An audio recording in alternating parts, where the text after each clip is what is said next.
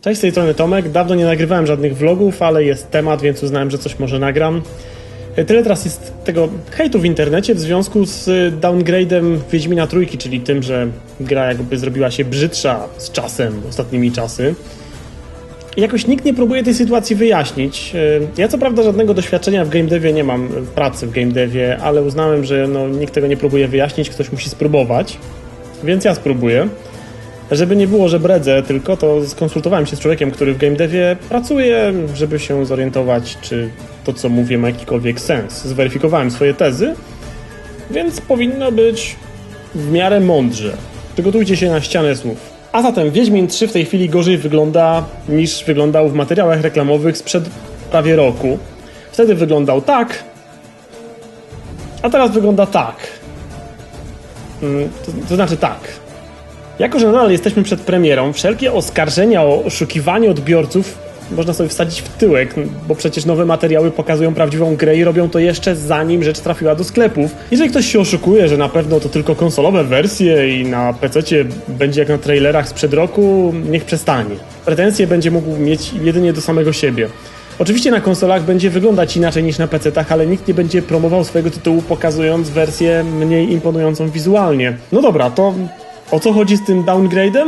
Musimy przez moment pogadać o tym, jak powstają gry. W przejściu przez wstępne fazy koncepcyjno-projektowe, kiedy już zacznie się faktyczną produkcję, tworzy się możliwie najładniejszą wersję tytułu. Absurdalnie wysokie rozdzielczości tekstur, złożone modele postaci, szczegółowe obiekty. To wersja, którą twórcy chcieliby zobaczyć na półkach, ale nie jest to jeszcze wersja realna.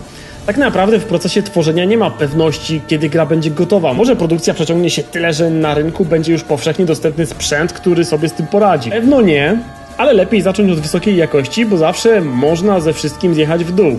Jak się zacznie za nisko, to późniejsze stworzenie ładniejszej grafiki będzie wymagało robienia wszystkich elementów praktycznie od nowa. Wiecie, fotkę w wysokiej rozdzielczości można przerobić na niską rozdzielczość, ale jak się zrobi fotkę w niskiej rozdzielczości, to się jej nie rozciągnie do wysokiej, trzeba zrobić nową. No czy jak poucza przysłowie, łatwiej kijek pocienkować niż go potem pogrubasić. Więc nie ma sensu robić czegoś brzydszego. Robi się ładną wersję, aby było co ciąć, a tnie się na etapie optymalizacji, czyli dopiero na końcu produkcji. Nie ma sensu optymalizować obiektów, dopóki nie mamy prawie całej gry na miejscu. Co jeśli obetniemy jakość postaci, a potem powstanie quest, który zakłada, że w danej lokacji musimy mieć tłum NPC-ów i okaże się, że ich szczegółowość trzeba jeszcze bardziej obniżyć, aby z tymi wszystkimi postaciami na ekranie działało to przyzwoicie. Bezsensowna robota. Więc dopóki nie będziemy mieli wszystkiego z grubsza na miejscu, optymalizacji się nie robi. Dlatego też jeszcze rok przed premierą gra wygląda sporo inaczej i nie ma w tym złej woli, generowania hype'u czy chęci oszustwa. Twórcy zwyczajnie nie wiedzą jeszcze, jak gra będzie wyglądała w dniu premiery, pokazują to, co mają w danym momencie. A gra to produkt, który sprzedaje się w możliwie jak największej ilości egzemplarzy, więc nawet na PC-cie trzeba ją obciąć, tak aby chodziła poprawnie na dużej liczbie konfiguracji sprzętowych dostępnych na rynku w chwili premiery. Nie mówiąc o tym, że tytuł multiplatformowy musi być na PC-cie i konsolach budowany na wspólnej bazie, sprowadzony do wspólnego mianownika, bo inaczej byłoby to robienie kilku gier jednocześnie, a to za dużo kosztuje. Ktoś mógłby uznać, że przecież można by te ultra wersje grafiki schować w ustawieniach gry pod hasłem uwaga, ta konfiguracja rozpuszcza twarze i udostępnić dla ludzi, których komputer zaprojektowano w NASA, ale to też nie do końca tak działa. Spora część optymalizacji to upraszczanie geometrii obiektów czy usuwanie nadmiaru detali, rzeczy, które są integralną częścią świata gry i nie można ich tak po prostu zmienić jakimś ustawieniem. To, czy gdzieś w Temerii stoi o jeden budynek więcej, to jest zmiana globalna dla wszystkich ustawień grafiki w grze. Gry po prostu muszą być dostosowane do realiów rynku i te zmiany dotyczą całości projektu. Dlatego jak Watch Dogs uczy, nie wierzcie trailerom pokazywanym na długo przed premierą, bo pokazują zawsze wczesne, nierealne wersje gry. Czasem końcowy produkt wygląda całkiem podobnie, ale te tytuły, które są abstrakcyjnie ładne rok przed premierą, jak Wiedźmin 3, na pewno się zmienią.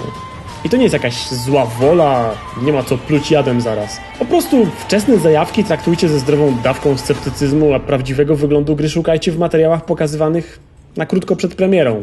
Jeśli tutaj coś się nie będzie zgadzać w konfrontacji z ostateczną wersją gry, mamy faktycznie do czynienia ze ściemą godną potępienia. A jeśli ktoś się czuje oszukany, bo dawno temu kupił grę w przedsprzedaży, wybaczcie, ale kupując preordery, sami prosicie się o to, aby zostać zrobionymi w płotkę czy w innego konia.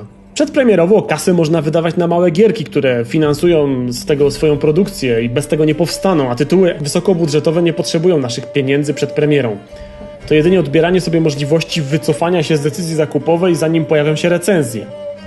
Nie ma sensu być frajerem, nie? Pomijam, że Wiedźmin 3 wydaje się nadal wyglądać świetnie, nawet jeśli nie aż tak jak w prezentacjach sprzed prawie roku. Mnie bardziej interesuje, czy walka nie będzie mnie nużyć jak w poprzedniej części, jak będą skonstruowane questy, czy fabuła mnie wciągnie i tak dalej. No, ale o tym przekonamy się wkrótce. A tak ogólnie trzymanie własnych oczekiwań w ryzach pomaga w unikaniu uczucia zawodu. Game on!